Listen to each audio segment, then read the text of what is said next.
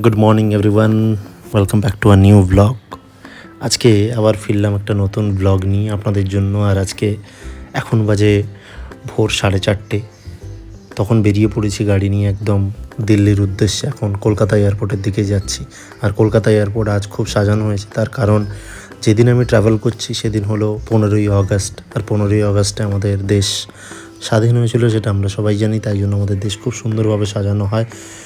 তখন বলতে বলতে প্রায় আমি দিল্লিতে পৌঁছে গেছি। আর দিল্লিতে পৌঁছে তখন দেখি আমাদের পতাকা, জাতীয় পতাকা উঠছে। খুব সুন্দর লাগলো, একটা আলাদা অনুভূতি।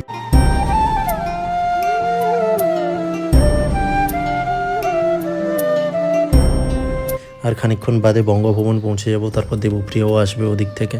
তারপর দুজনে একটু বিকেলে বেরোনোর প্ল্যান রয়েছে।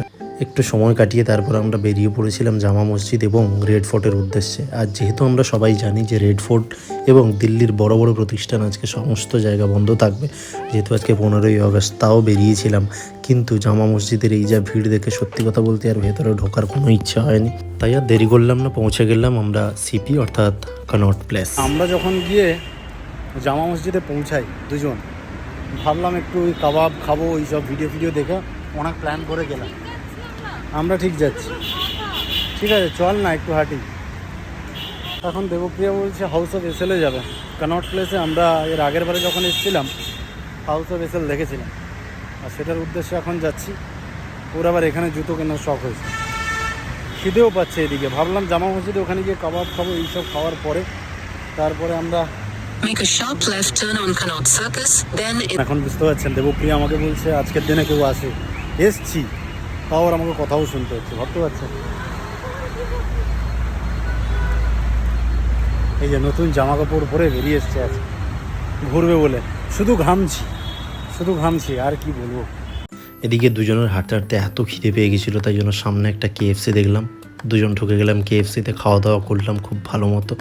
তারপরে আবার কনট প্লেস একটু ঘুরতে বেরিয়ে পড়েছি।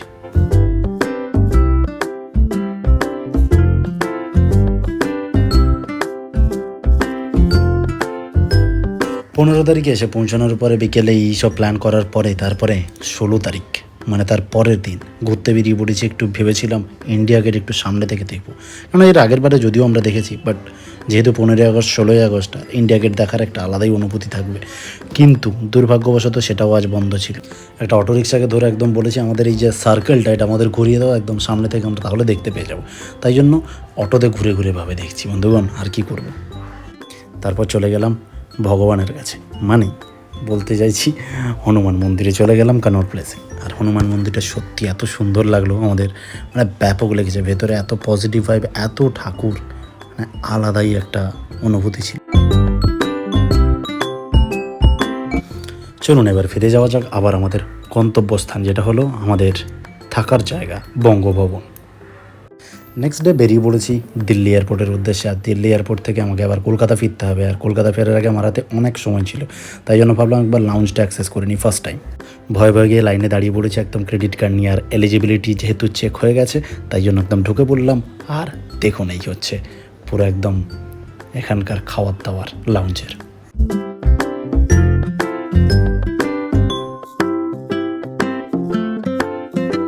আমার তখন ফ্লাইট ছিল 2:20 দুপুরে, কিন্তু একটু কারণবশত তাড়াতাড়ি বেরিয়ে পড়তে হয়েছে বঙ্গভবন থেকে। আর বঙ্গভবন থেকে একটু ব্রেকফাস্ট করে বেরিয়েছিলাম, সঙ্গে একটু পোহাও নিয়ে নিয়েছিলাম। কিন্তু যেটা হলো বিষয়, সেটা হলো আমি লাউঞ্জ অ্যাক্সেস করতে পারবো কিনা আমি জানতাম না, কিন্তু এসে পৌঁছে গেছি আর ফর্চুনেটলি পেয়ে গেছিলাম।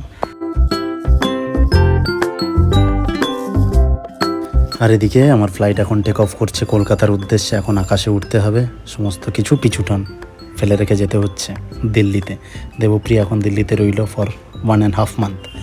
After that she will again be back to Kolkata for Durga Puja festivities.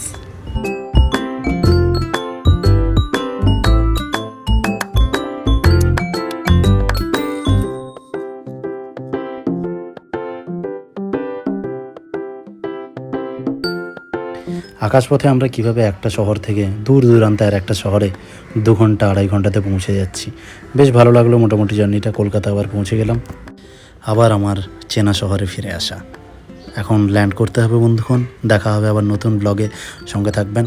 আর ভালো লেগে থাকলে লাইক, শেয়ার, কমেন্ট, আর please do subscribe my channel. Thank you very much for watching my blog.